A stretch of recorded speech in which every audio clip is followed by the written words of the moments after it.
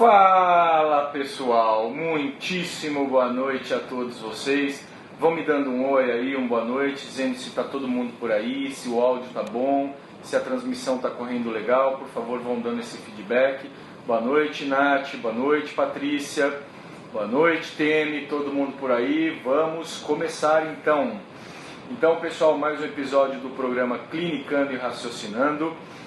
Antes de começar, sempre lembrando que esse programa é dedicado única e exclusivamente aos médicos veterinários e estudantes de medicina veterinária, e aqui a gente basicamente vai procurar discutir temas que estimulem o nosso raciocínio clínico, sempre com o objetivo maior de salvar o maior número possível de animais, né, de cães e de gatos, que é o objetivo final do nosso trabalho. Eu sou o professor Paulo Ferian e juntamente com a professora Helena e com a professora Heloísa formamos a equipe da RCV Experts, e o tema de hoje é abordagem clínica diagnóstica no paciente com proteinúria.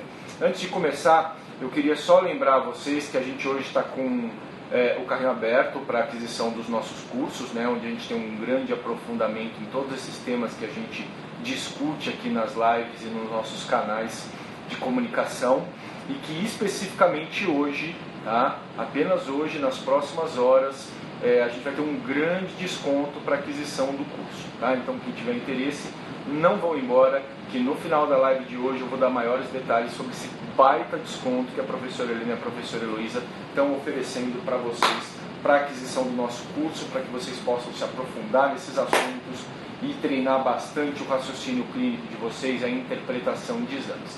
Tudo jóia? A gente vai falar hoje aqui, então, como eu já disse, de abordagem clínica no paciente com proteinúria, e é um tema extremamente amplo, extremamente complexo, né? A gente precisaria muito mais do que 40, 50 minutos de uma live para poder aprofundar muito no tema da proteinúria, e daí a importância do nosso curso, né? Porque a gente tem módulos especificamente para aprofundamento nesses temas, para poder discutir casos clínicos, para ilustrar melhor esses temas, e a gente detalha, esmiuça tudo, aí fala sobre função renal, aborda um monte de pacientes com essas anormalidades, e vocês podem ter aí bastante exemplos e aprofundar bastante sobre esses assuntos. Tudo bem? No final, então, eu volto para falar sobre isso. Vamos falar, então, sobre abordagem diagnóstica no paciente com proteinúria, que, assim como os outros temas, pessoal, ele é cuidadosamente escolhido em função da sua complexidade e das dificuldades que a gente encontra na nossa rotina, tá? Encontrou e ainda encontra, e vemos nossos alunos encontrarem em relação à interpretação desses exames, tá joia? Então vou começar a falar sobre esse assunto, e conforme as dúvidas forem aparecendo, vocês vão clicando, mandando as mensagens aqui, que eu vou respondendo na medida do possível. Tá joia, pessoal? Então vamos lá. Bom, pessoal, o que define proteinúria? Olha só, essa primeira frase é muito importante, tá, pessoal? Proteinúria é caracterizada pelo aumento persistente da perda de proteína urinária. Persistente é a palavra-chave, tá? Então, a maior parte das proteinúrias, sem importância, elas são transitórias, enquanto as proteinúrias que realmente interessam do ponto de vista clínico, elas são persistentes. E a gente tem formas de documentar esta manutenção da proteinúria, esta continuidade da perda proteica na urina, tá? E a gente vai conversar bastante sobre isso hoje. Então guardem bem na moringa de vocês, tá? Guarda bem a palavra persistente. Essa é uma palavra-chave muito importante no diagnóstico. E por que é tão importante a proteinúria? Porque a proteinúria tem muitas consequências, muitos impactos negativos para o organismo do nosso paciente. O mais óbvio, pessoal, é a hipoalbuminemia, que por si só já é uma tragédia. A gente já conversou sobre isso em outras lives, a gente sabe que a albumina é a principal proteína responsável pela manutenção da pressão oncótica, da pressão osmótica, então ela mantém fluido dentro do vaso, e no caso da hipoalbuminemia começa a extravasar fluido de dentro do vaso, caracterizado por ser um transsudato puro. Então o primeiro e principal impacto negativo da proteinúria é a hipoalbuminemia, tá? Isso é muito importante. mas não é o único impacto negativo da perda de proteína na urina. E percebam, pessoal, que quando eu falar em proteína, eu vou estar intercambiando com o termo albumina, porque de fato o que interessa aqui fundamentalmente é a albumina, tá? Algumas outras também têm relevância, mas ela é a principal. A perda de proteína na urina altera fatores de coagulação, isso também é muito importante, altera a imunidade celular do paciente, ela altera o status hormonal do nosso paciente e ela altera ainda o equilíbrio de eletrólitos do nosso paciente. Então a hipoaminemia não é o único impacto negativo no nosso animal, no nosso paciente. Então vários outros, repetindo, fatores de coagulação, status hormonal, status eletrolíticos e imunidade celular também são prejudicados pela perda de proteína na urina. Então o impacto negativo para o organismo é absolutamente fundamental. Tá? Isso é tão importante, pessoal, que a proteinúria por si só, isoladamente, é um fator de prognóstico negativo para pacientes, tanto azotêmicos como não azotêmicos. Ou seja, qualquer paciente que você está tratando para qualquer problema que ele apresenta proteinúria persistente, isto isoladamente é considerado um fator de prognóstico negativo. Ou seja, teu caso tem uma maior chance de ter um desfecho desfavorável, acabar em óbito do teu paciente, ou de evolução desfavorável do teu paciente. Então percebam a importância, para quem não tem o hábito de fazer esse exame rotineiramente, vocês vão ver aqui o quanto é importante, o quanto é fácil diagnosticar a proteinúria e que vocês podem fazer com tranquilidade na clínica de vocês, no ambulatório de vocês, para melhorar aí o prognóstico do paciente, do cão e do gato, tá joia? Uma coisa que ainda se discute muito atualmente, que não tem uma definição completa a respeito da proteinúria, é se ela é apenas um marcador de doença, ou seja, eu olho lá a proteinúria, eu entendo que está havendo um processo patológico, por motivos que a gente vai conversar na aula de hoje, e aquilo só me dá uma magnitude da gravidade, ou seja, quanto pior a proteinúria, pior a gravidade, ou se ela é mais do que isso, se além de um marcador de enfermidade, ela também é um causador de problemas. Espera aí, professor, não acompanhei muito bem. É isso aí. Se a proteinúria, ela pode causar dano renal, ou seja, aquela proteína que é filtrada no glomérulo e que passa pelo túbulo, se ela pode causar lesão. Então, nesse contexto, além de ser um marcador para nós na rotina, né, um exame que a gente utiliza como indicador de um processo de doença, ela também seria um causador de lesão, principalmente renal. Isso na medicina humana está bem documentado, isso de fato acontece. Em cães e gatos isso ainda é discutível, mas tudo indica e converge para essa informação, de que possivelmente, provavelmente, a proteinúria, além de ser um marcador de enfermidade, ela também por si só, ela causa lesão no túbulo renal. Ou seja, aquela albumina que passa pelo glomérulo, que está sendo filtrada e que não deveria estar passando, ela lá no túbulo acaba ocasionando uma série de alterações bioquímicas moleculares que favorecem ainda mais a destruição do néfron. Então vejam a importância da gente diagnosticar e tratar, procurar impedir que essa proteinúria se agrave, que ela melhore bastante. Tudo bem, pessoal? A gente vai falar ainda sobre os testes de diagnóstico, mas de maneira geral a gente usa fundamentalmente a razão proteína creatinina urinária na nossa rotina para o diagnóstico de proteinúria. E os valores de referência eu vou falar daqui a pouquinho para vocês. Tudo bem, pessoal? Alguma dúvida sobre essa introdução à proteinúria até agora? Para que eu falei essa introdução toda? Para convencer você de que isso é muito importante. Tá? Fundamentalmente que você tem que ficar até o fim da live assistindo, porque isso é fundamental para a tua rotina e para o seu paciente, tanto cão como gato. Mas cão, gato também é importante, tá? Mas cão tem bastante, tá joia? Então vamos em frente, pessoal. Vamos começar sobre a fisiopatologia da proteinúria. Para a gente entender como que se processa a doença, é absolutamente fundamental que a gente entenda minimamente o processo normal, fisiológico, né? Então, o que ocorre exatamente com as proteínas lá no glomérulo, né? Lá no néfron? Ela é filtrada, ela não é filtrada? Olha pessoal, de maneira geral, a barreira que impede a filtração da maioria das proteinúrias é o glomérulo. No glomérulo a gente tem 3 camadas que atuam em conjunto para impedir que as proteínas passem para o filtrado e consequentemente para a urina. A primeira barreira é o endotélio vascular. Então as células do endotélio do glomérulo já funcionam como uma primeira barreira impedindo a passagem de proteínas. O endotélio ele repousa sobre uma membrana que se chama membrana basal, que também contribui de forma bastante importante e significativa para impedir a passagem dessa proteína. Mas é a terceira camada que provavelmente é a mais importante em impedir que as proteínas cheguem no filtrado glomerular. Qual é esta camada? São os podócitos. Tá? É um grupo de células então, que fica abaixo da membrana basal, que é fundamental para impedir as passagens ou a passagem das proteínas pelo glomérulo, chegando então à urina. Então, recordando, endotélio, membrana basal e podócitos. Tá? E o que determina se uma proteína passa ou não passa? O seu tamanho. Então, a albumina tem 69.000 Daltons. Normalmente, a albumina não passa pelo glomérulo. Então, proteínas acima de 69.000 Daltons não devem ser filtradas no glomérulo. Mas não é só o tamanho da proteína. A sua carga elétrica também contribui.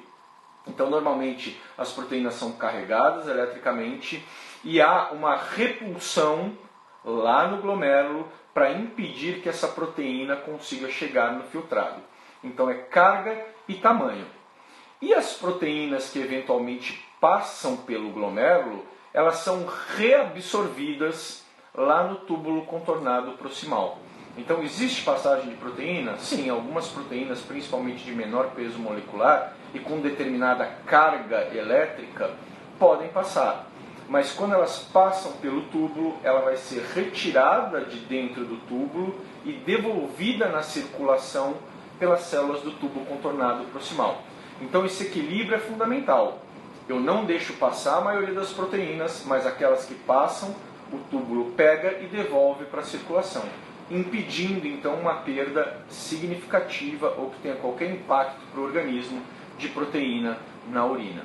Então isso é basicamente a fisiologia da proteína lá no glomérulo. Tudo bem, pessoal? Alguma dúvida sobre essa parte de fisiologia? Vão mandando aí, vocês estão muito quietos hoje, não perguntaram nada ainda. Então se tiverem dúvida, vão mandando, tá?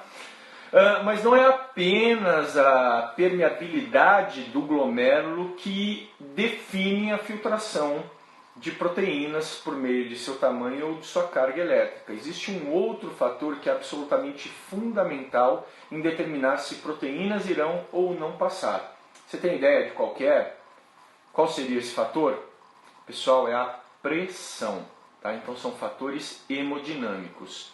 E evidentemente que a hipertensão sistêmica é importante, mas fundamentalmente porque ela se refere na hipertensão glomerular. Tá? Só um minutinho, pergunta da Nath. Qual é o túbulo que devolve a proteína para a circulação? Boa, Nath, é o túbulo contornado proximal, logo ali no começo do nervo.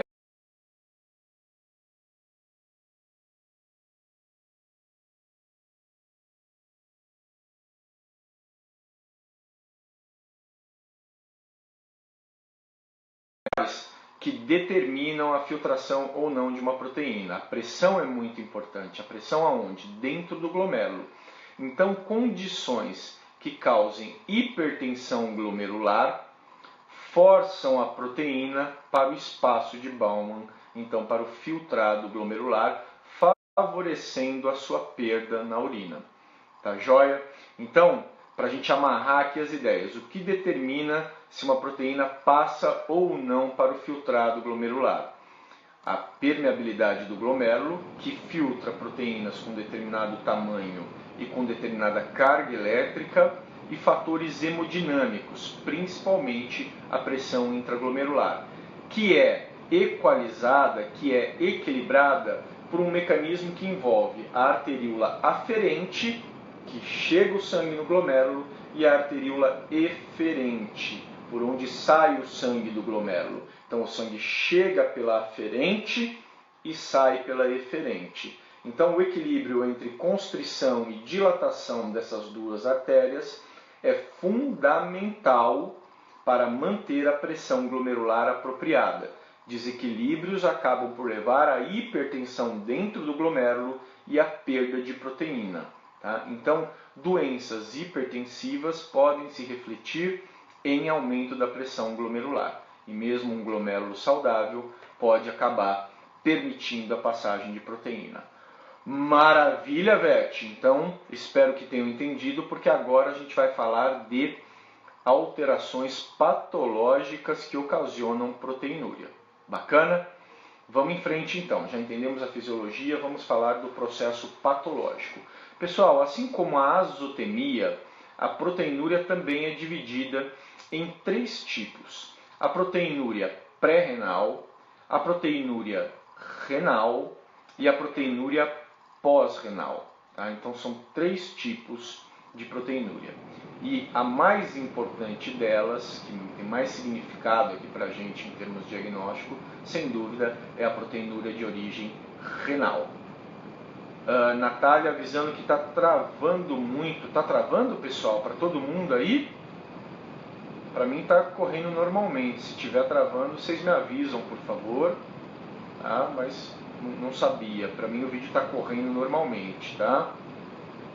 Outras pessoas falando que está normal. Natália, dá uma olhada na sua internet, tá? Que o pessoal aqui está dizendo que o vídeo dele está normal, tá? Então vamos lá. Vamos começar com a proteinúria pré-renal. Professor, ela é importante?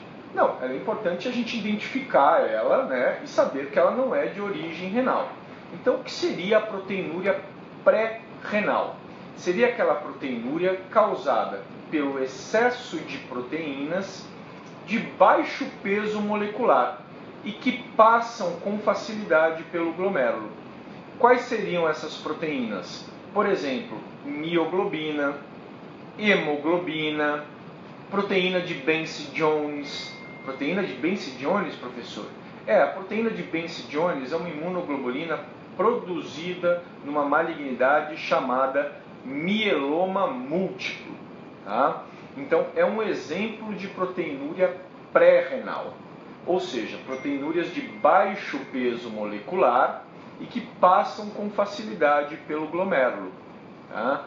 Normalmente, esse tipo de proteinúria pré-renal é de baixa magnitude, ou seja, as alterações no exame de razão proteína creatinina urinária são muito discretas, pouco significativas. Não espera-se uma proteinúria importante.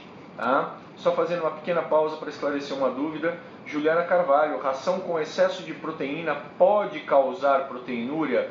Olha, improvavelmente. Tá? Se houver uma pressão normal e uma função glomerular normal, é improvável que você tenha uma proteinúria significativa. Tá joia, Juliana?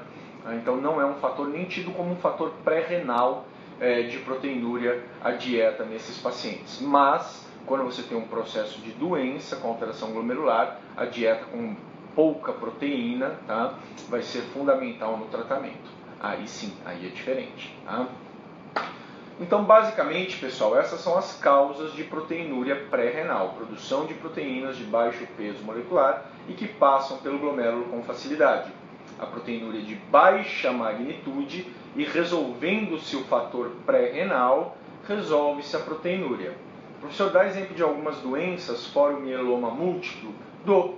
Algumas causas são consideradas tanto pré-renal como renal. Tá? Então, por exemplo, o hiperadrenocorticismo é considerado uma enfermidade que causa proteinúria tanto pré-renal como renal. O hipertireoidismo em felinos também é considerado uma causa de proteinúria pré-renal. A pancreatite, tanto em cães como em gatos, também pode causar proteinúria pré-renal. Em todas essas doenças o mecanismo nem sempre é tão bem compreendido, tá? Mas uma vez que a gente trata e resolve esses processos pré-renais, normalmente o quadro de proteinúria se resolve e ele é de baixa magnitude e pouco importante. Tá joia? Espero que tenham entendido. Se não tiver alguma dúvida sobre proteinúria renal, mandem por favor, tá? Vamos falar agora então sobre a causa mais importante de proteinúria, que é aquela proteinúria de origem renal. Ou seja, o problema de fato está nos rins, no sistema renal. E elas são as mais significativas, as que tendem a causar maior magnitude de proteinúria. Tá? E mesmo dentro da proteinúria renal, a gente ainda divide a proteinúria como proteinúria patológica e proteinúria funcional. Tá? Então vamos lá para a gente não se perder. Proteinúrias são pré-renais, renais e pós-renais. E na proteinúria renal, a gente ainda tem causas patológicas e funcionais. Quais seriam aquelas patológicas? As doenças glomerulares, as doenças tubulares e as doenças intersticiais. Qual é a mais importante? Sem sombra de dúvida, as doenças glomerulares. Tudo bem? As doenças glomerulares são as causas mais importantes de proteinúria significativa em cães e gatos. Mas como ela ocorre muito menos em gatos, ela é muito mais observada em cães. Tá? Então guardem isso. Glomerulopatias são aquelas que tendem a alterar de forma mais significativa o exame de razão proteína creatinina urinária. Tá? Então são aquelas proteinúrias em geral de alta magnitude, né? Bastante importante, bastante significativas, normalmente com RPCU acima de 2, o RPCU que eu vou falar daqui a pouquinho para vocês, que é o exame mais importante para a gente fazer o diagnóstico da proteinúria. Mas professor, dá alguns exemplos de doença glomerular, vamos lá, comuns na nossa rotina. Aqui para a gente em Belo Horizonte, a gente já tem de proteinúria numa média de todo dia, pessoal. Por quê? Por causa da maldita leishmaniose, que causa uma importantíssima glomerulonefrite com perda de proteínas. Então isso faz parte da nossa conduta diagnóstica aqui no nosso dia a dia, principalmente em animais que são suspeitos para leishmaniose. Mas não é apenas a leishmaniose que causa proteinúria em cães e gatos. Olha que legal, o professor fazendo uma live aqui e o celular começou a tocar, tá gente? Só um minutinho que eu vou desligar.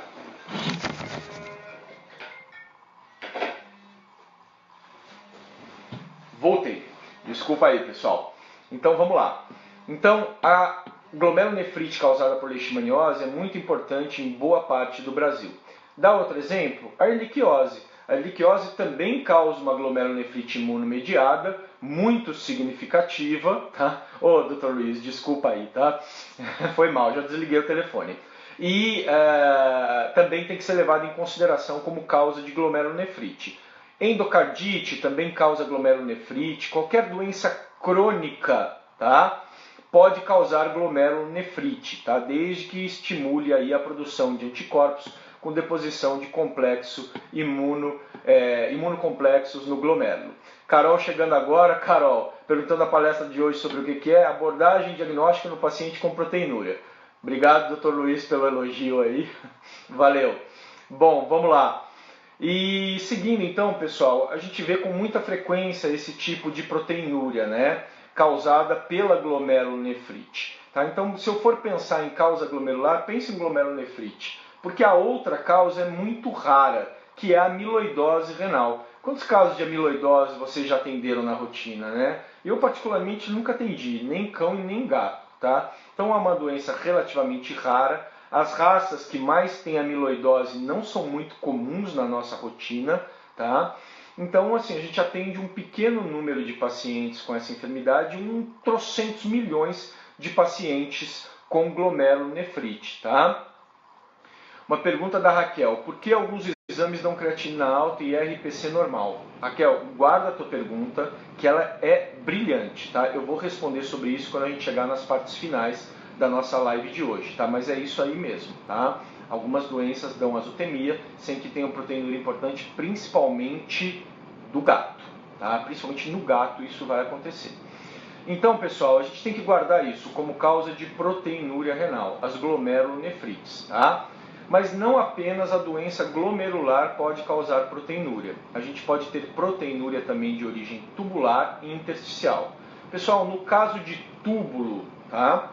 É bem mais raro também a enfermidade. Por exemplo, quando a gente vê na literatura doença tubular causando proteinúria, a gente vai ver descrita a síndrome de Fanconi.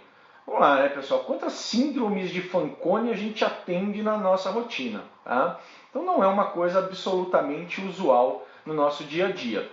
Mas as doenças intersticiais que causam proteinúria já são mais comuns, como a pielonefrite, que é a enfermidade bacteriana dos rins, normalmente via ascendente, vindo lá da bexiga a bactéria, né? A leptospirose, a urolitíase, olha só, a urolitíase causa inflamação do intestino e causa proteinúria, tá? E as neoplasias renais. Então são causas não glomerulares de proteinúria, tá? Professor, e como é que eu faço para diferenciar? Fundamentalmente pela clínica e pela magnitude. Não esqueçam dessa palavra, tá, pessoal? A magnitude. Tá? As proteinúrias de origem glomerular tendem a ser de alta magnitude. Não quer dizer que um animal com uma proteinúria relativamente baixa não tem uma glomerulopatia, mas a tendência é que, de fato, você tem uma proteinúria mais grave e mais evidente, normalmente acima de 2 e frequentemente acima de 4, na razão proteína creatinina urinária, que a gente vai falar daqui a pouquinho. Tá joia, pessoal? Então, amarrando a parte de proteinúria de origem renal. Doença glomerular é o mais importante, principalmente as glomerulonefrites. Leishmaniose, erliquiose, lúpus eritematoso sistêmico, endocardite bacteriana, qualquer doença crônica que permita que complexos antígeno-anticorpos depositem-se no glomérulo. Doenças tubulares são raras, como causa de proteinúria e normalmente de baixa magnitude, e doenças intersticiais, como a leptospirose, a pielonefrite, a urolitíase renal e a neoplasia renal, e também são proteinúrias de magnitude um pouco mais baixa, sendo então as doenças glomerulares causadoras de proteinúria de magnitude mais elevada. Bacana, pessoal? Show de bola? Então vamos seguir. Eu falei para vocês que a proteinúria de origem renal, ela não necessariamente é patológica, mas ela pode ser funcional. A gente sabe muito pouco ainda sobre esse tipo de proteinúria na medicina veterinária. É muito pouco estudado, é muito mais descrito em medicina humana. Mas são causas fisiológicas e transitórias de proteinúria, tá, pessoal? Como, por exemplo, exercício muito intenso, tá? Febre, convulsão, calor. Então são alguns exemplos aí de proteinúria de origem fisiológica que podem ser detectadas no exame de razão proteína creatinina urinária, mas que tendem também, além de ser de baixa magnitude, a ser transientes, né? Você faz o exame, depois repete e elas não mais estão presentes, tá joia, pessoal? Então é de pouca importância na nossa rotina essa proteinúria fisiológica, tá? Essa proteinúria funcional de origem renal. E chegamos, por fim, nas causas pós-renais de proteinúria, que são basicamente todos os processos em que a proteína pode ser adicionada na urina depois do rim. Então, ali, do ureter em diante, né? Ureter, bexiga e trato genital, uretra e trato genital. Então, sendo bem simplista, tá? Quando temos inflamação do trato urinário inferior e do trato genital, podemos ter proteinúria de origem pós-renal. Por quê, professor? Porque células inflamatórias e hemácias têm proteína em sua composição.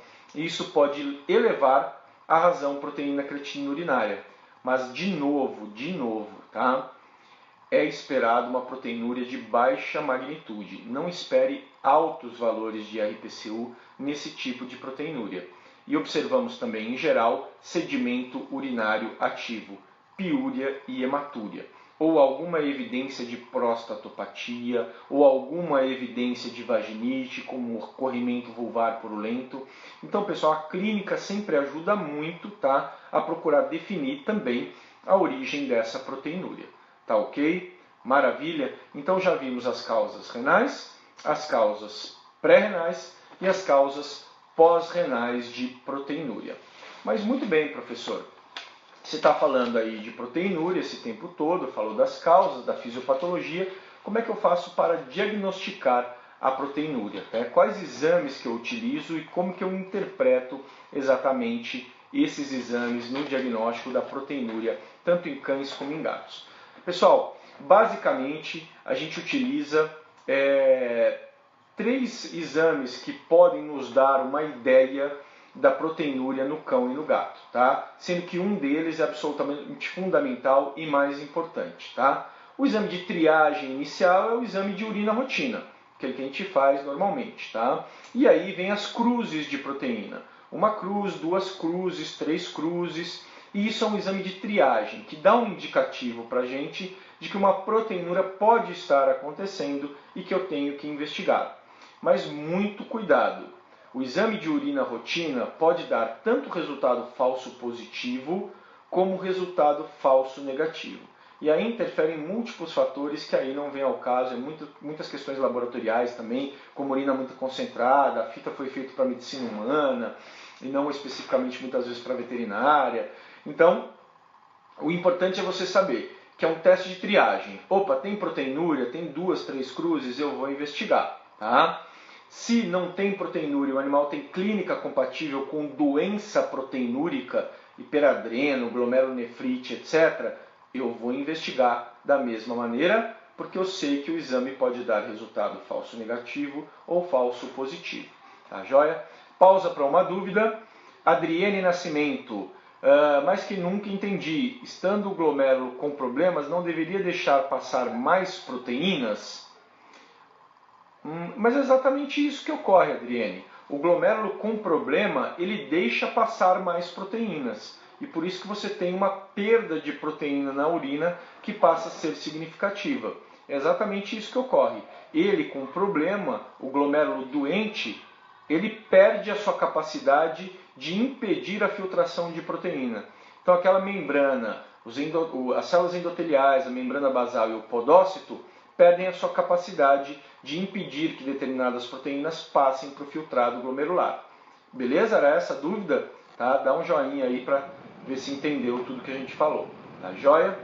Interessante dessa questão do falso positivo e falso negativo é que um aluno meu da mentoria, esses dias mesmo, me mandou um exame em que a urinálise tinha dado 3 cruzes de proteína, mas a RPCU estava normal.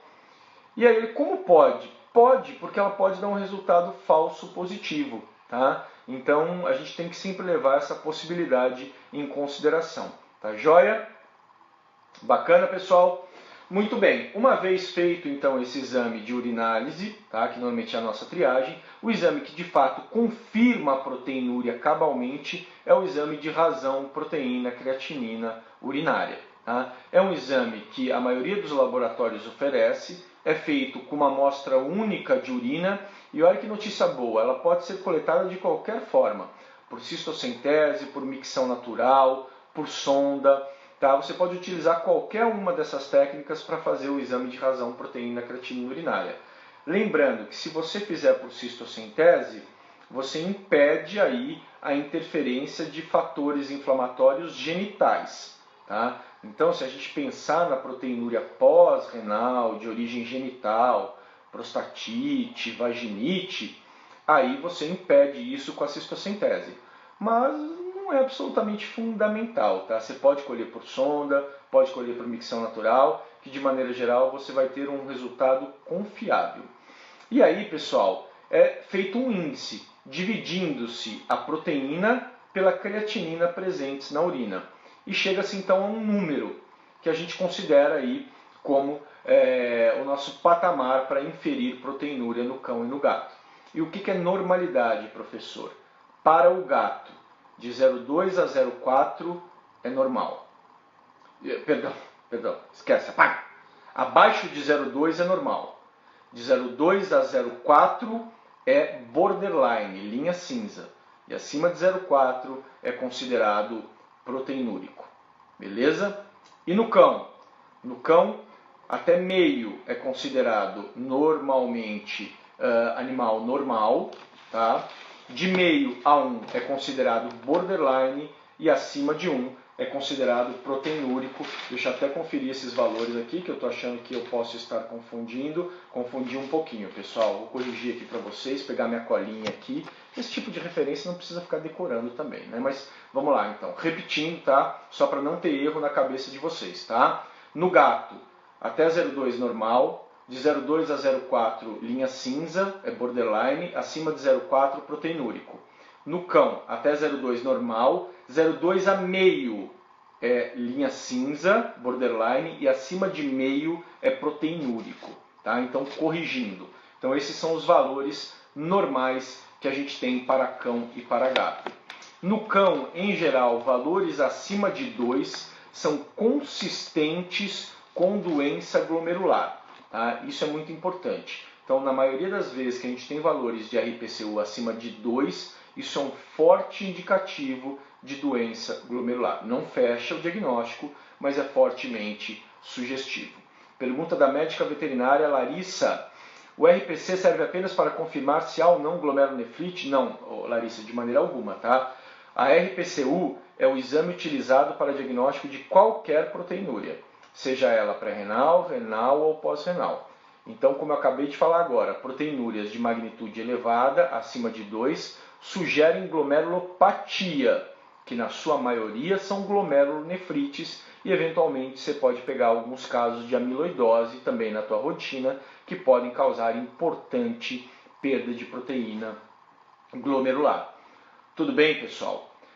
A literatura nos diz que a gente deve coletar 3 exames de razão proteína creatina urinária, com intervalo aí de aproximadamente 2 semanas entre esses exames. Isso é muito bonito no livro, mas a gente sabe que na nossa rotina nem sempre é possível seguir essa cartilha, tá? Então, pessoal, o que normalmente eu faço? Quando o animal tem uma proteinúria muito evidente, então tá lá, razão proteína creatina urinária de 8, tá? Eu repito o exame dali 2 semanas, tá? Só para mim ter um embasamento, uma certificação. Mas eu não preciso ficar fazendo 3 exames para certificar que uma proteinúria dessa magnitude está de fato ocorrendo e é significativa, tá? Principalmente se eu tenho uma clínica subjacente que me sugere uma doença que causa glomerulonefrite, como o Calazar. Ah, é um paciente que veio para check-up, então estou fazendo um screening, uma triagem, né, geral, fiz lá o exame de razão proteína creatina urinária e deu 0,7. Não, aí é legal, se possível, você fazer essas repetições a cada 2 semanas, porque você tem tempo para trabalhar esse paciente, você tem tempo para medicá-lo, você não tem uma urgência no diagnóstico dele, então dá para trabalhar melhor. Então, pessoal, num mundo perfeito, tá, você teria que fazer essas repetições para se certificar. Mas eu confesso que na rotina nem sempre eu realizo essa quantidade de exames. Em geral, eu faço 1 ou 2, de preferência 2, para me certificar. Se a proteinúria é de alta magnitude e eu tenho clínica de glomerulonefrite, fica bem evidente que esse paciente tem uma proteinúria significativa. Tá joia? Bacana, pessoal? Dúvida da Letícia. Paciente diabético com proteinúria na urinálise, seria recomendado confirmar se a proteinúria na razão proteína creatina urinária também, certo? Certíssimo, Letícia. É isso aí mesmo, porque a diabetes é uma causa de proteinúria renal, tá? Então ela causa uma proteinúria significativa que deve ser diagnosticada. Eu tenho o hábito de paciente diabético sempre fazer o RPCU, tá? Porque em diagnosticando você pode abordar em termos terapêuticos esse paciente. Na medicina humana, uma das principais causas de glomerulonefrite é a nefropatia diabética, a glomerulopatia diabética, tá? Para nós, em medicina veterinária, não é que ela não é importante, mas ela é um pouco menos, ela é menos importante, tá? Porque as alterações glomerulares de glomerulosclerose que costumam acontecer no paciente diabético humano demoram muitos anos para ocorrer. E muitas vezes no nosso paciente não dá tempo de ocorrer as alterações a ponto de causar uma insuficiência renal crônica, tá? Não é que não vale a pena tratar, vale a pena, mas a medicina humana tem uma pegada um pouco diferente em relação a essas glomerulopatias. É muito importante no paciente diabético humano, mas muito mesmo, tá? Inclusive eles usam alguns outros marcadores mais sensíveis no diagnóstico dessa glomerulopatia, tá? Renata Mello, se o paciente tem sedimentos ativos na urinálise, com quanto tempo após o tratamento você repete a RPC? Puxa, que pergunta boa, Renata. Normalmente depois do ciclo de antibiótico, que normalmente varia aí entre 10 a 14 dias, você repete a RPCU. Aí você pode ter um valor mais fidedigno, sempre observando a urinálise para verificar se o sedimento de fato foi resolvido e você pode confiar. Mas olha só, pessoal, uma dica importante, tá? Como eu disse, esse sedimento eleva a RPCU? Eleva. mas eleva pouco, tá? Não fique esperando que vai elevar 1,5, 2 a RPCO, porque não eleva. Eleva coisa de décimos, tá? Então não é uma coisa assim super significativa, uma grande preocupação, tá? Mas sim, tem a sua importância também, tá joia? E por fim eu falei que são 3 exames, né? Tem um terceiro exame que de fato que é a microalbuminúria, que seria um exame que detectaria uma quantidade de albumina que é baixa, é anormal, é acima do fisiológico, mas não é alta o suficiente para ser detectada na razão proteína creatina urinária. Por que eu não vou me aprofundar na microalbuminúria aqui com vocês? Porque a gente ainda não sabe exatamente na medicina veterinária de cães e gatos se a microalbuminúria é útil no tratamento precoce ou detecção precoce dos pacientes com enfermidade renal, por exemplo, glomerulopatias. Então a gente precisa ainda de informações da aplicabilidade, do impacto terapêutico do exame de microalbuminúria. Mas o objetivo da microalbuminúria é detectar pacientes que sequer deram alteração na razão proteína creatina urinárias. Tá? Então seria um exame que detectaria pequeníssimas quantidades de proteína na urina. Tá? Mas sendo bem prático, que a gente seguia mesmo na rotina, que a gente trata, que a gente tem um impacto terapêutico significativo, é o exame de razão proteína creatina urinária. Beleza? Então, recordando, são esses 3. Nossa querida urina rotina, que é um exame de triagem, que dá resultados tanto falsos negativos como resultados falsos positivos, e por isso a gente tem que estar atento.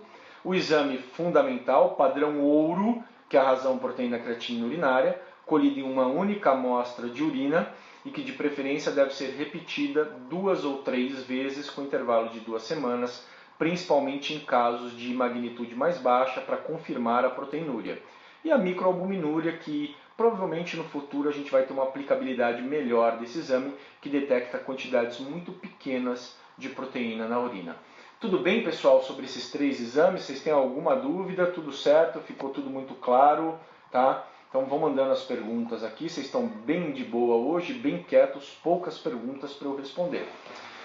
Muito bem, fizemos o diagnóstico da proteinúria, mas eu falei para vocês que muitas doenças levam à proteinúria e de que forma isso pode ser importante em termos de diagnóstico, tá? Então vamos falar primeiro de uma pergunta da colega que fez anteriormente, eu não lembro exatamente o nome dela, me lembra aqui quem foi que fez essa pergunta. Por que em alguns pacientes eu percebo azotemia e não percebo proteinúria significativa? E eu diria que esses pacientes são principalmente felinos, tá, gente? Por alguns motivos, mas principalmente porque muitas doenças, insuficiências renais, são causadas por enfermidades não glomerulares, do tipo intersticiais ou tubulares. Isso, a Raquel Siqueira se manifestando. Então, Raquel, a resposta à sua pergunta é essa. No gato, fundamentalmente, a maior parte das insuficiências renais são túbulo-intersticiais. E por isso, normalmente, as proteinúrias não são tão intensas. Não é que elas não ocorrem, tá? Elas ocorrem, mas elas não são tão intensas quanto a gente vê nas insuficiências renais caninas, que são causadas principalmente por glomerulopatias. Tá? Outra coisa importante, posso ter uma proteinúria intensa e não ter azotemia? Pode. Tá? Então, a gente publicou um trabalho no Congresso Mundial, que foi em São Paulo, aqui no Vassava, de 2009, se eu não me engano, com 20 pacientes com leishmaniose e com proteinúria. A imensa maioria que tinha proteinúria acima de 4, 5 era azotêmico. Tá? Então parece existir uma relação estatística entre magnitude da proteinúria e azotemia. Mas eu já vi casos também de grandes proteinúrias, e quando eu falo grandes de proteinúria, são grandes valores de RPCU, sem que o animal estivesse azotêmico. Então pode acontecer, tá? Então não é obrigatório, tá, que você tenha azotemia em pacientes proteinúricos. Assim como o contrário é verdadeiro. Muitos pacientes azotêmicos não apresentam proteinúria significativa porque normalmente têm doenças túbulo-intersticial, principalmente os pacientes felinos. Tudo bem, pessoal? Espero que tenha ficado claro essa questão. E por fim, alguns outros exames que são importantes em detectar e ajudar na causa, né, da proteinúria. O exame de dosagem de albumina sérica é sempre importante, né, se você está perdendo proteína na urina. O principal impacto é a hipoalbuminemia. Tá? Pode ainda não estar ocorrendo, mas no futuro, se a proteinúria for persistente, ela tende a ocorrer. E ela também é um fator de prognóstico negativo. Meça pressão em todo paciente proteinúrico. Tá? A hipertensão arterial sistêmica pode se refletir em hipertensão glomerular e pode revelar doenças hipertensivas, como por exemplo o hiperadrenocorticismo. Tá? Então o hábito de medir a pressão é sempre muito importante na abordagem do paciente proteinúrico, porque também tem impacto terapêutico, tá? Impacto diagnóstico, impacto terapêutico, e a gente tem que se habituar a medir a pressão nesses pacientes. Então o quadro hipertensivo tem que ser investigado. Tá? Pergunta da Julie: você tem costume de solicitar o SDMA para avaliação renal? Julie, o SDMA é bem recente, né? A gente tem começado a utilizar. Eu voltei para Belo Horizonte bem recentemente, voltei a clinicar aqui, então a gente tem muito mais insuficiência renal aqui por causa da leishmaniose, da erliquiose. Lá em Lages, onde eu estava antes, a gente tem pouco, a quantidade é bem menor. Então lá a gente não tinha o hábito de pedir o SDMA, mas aqui a gente tem solicitado para avaliação. A Kelly falou em Lages, ela bate palma, né, Kelly? A gente tem o hábito de solicitar aqui, eu vejo os colegas solicitando bastante, mas confesso para você, tá? Não vou inventar informação aqui não, que eu ainda tenho que estudar o impacto terapêutico do SDMA. Ou seja, qual que é a utilidade em detectar precoce do ponto de vista de tratamento. Eu já sei que a Sociedade Internacional, a IRIS, né, para estudos em enfermidades renais em cães e gatos, ela já recomenda o SDMA como painel de diagnóstico da doença renal crônica. Tá? Então, é um exame que é, sim, importante no diagnóstico desses pacientes. Pergunta da Juber: se iniciar o tratamento da causa de base da glomerulonefrite, a proteinúria pode não persistir ao repetir a RPC? Excelente pergunta, Juber. Tá?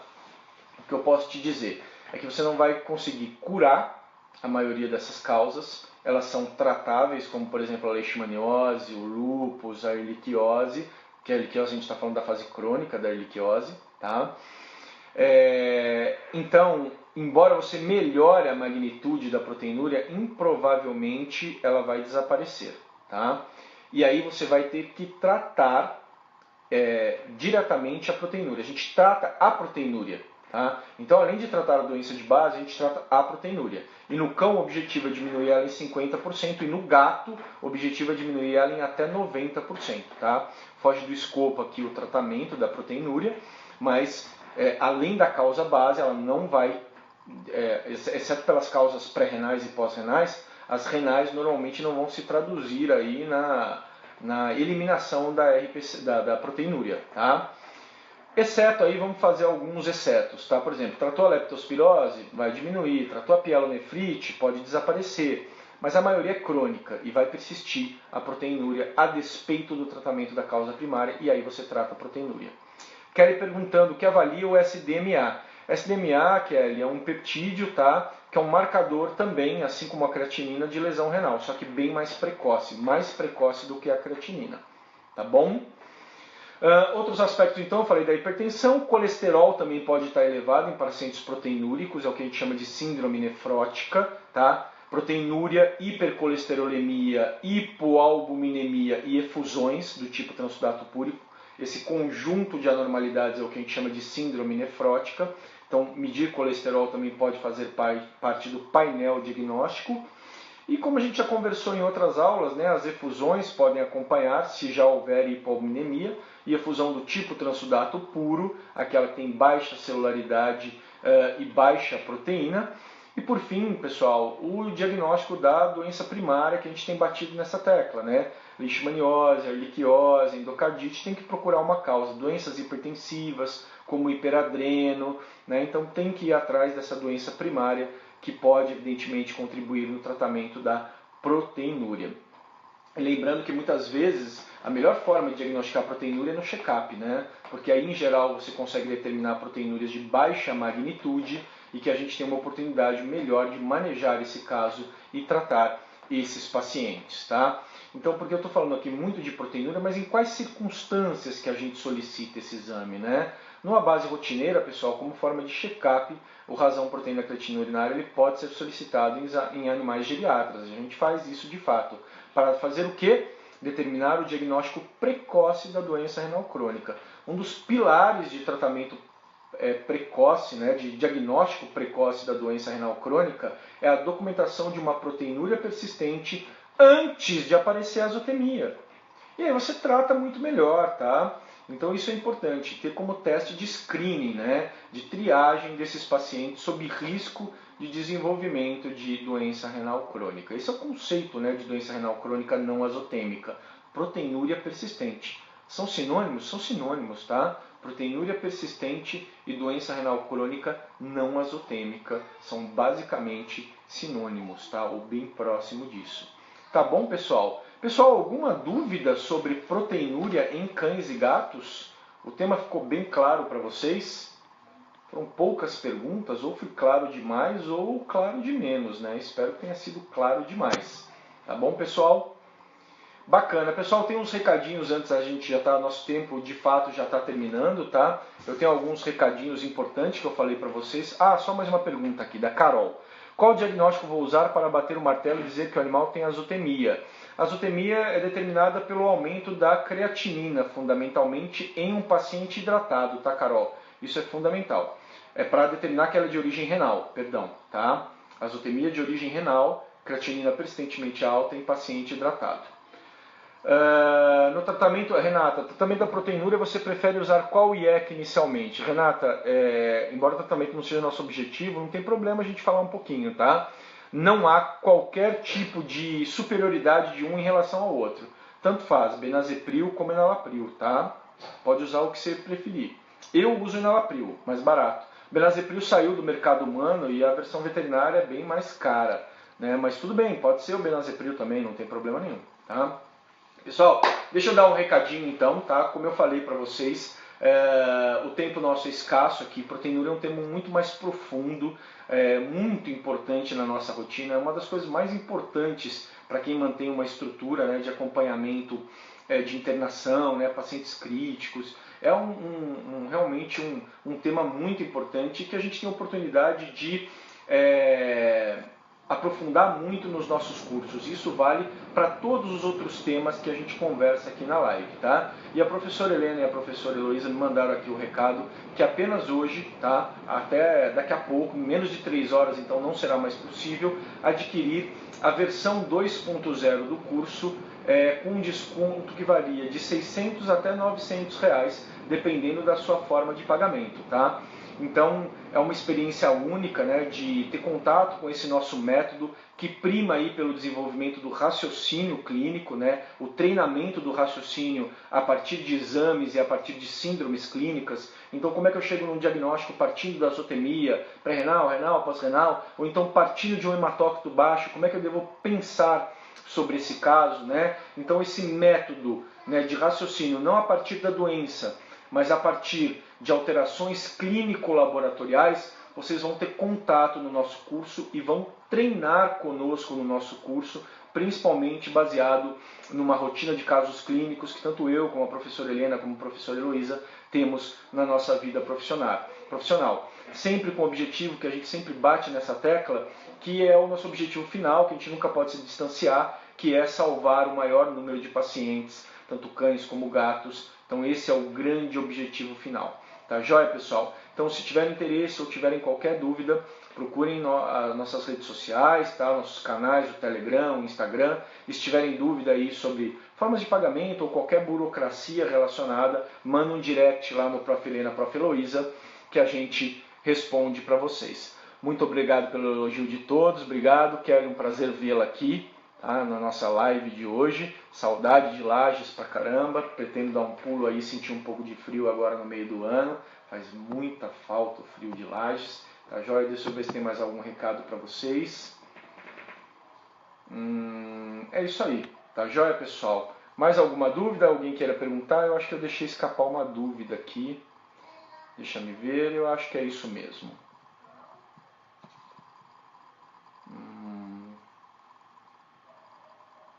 É isso. Tá joia, pessoal? Como sempre, foi um enorme prazer estar aqui com vocês. Volto na próxima terça-feira para a gente conversar sobre outro tema relevante. Um bom final de dia para vocês, um grande beijo. Tchau, pessoal!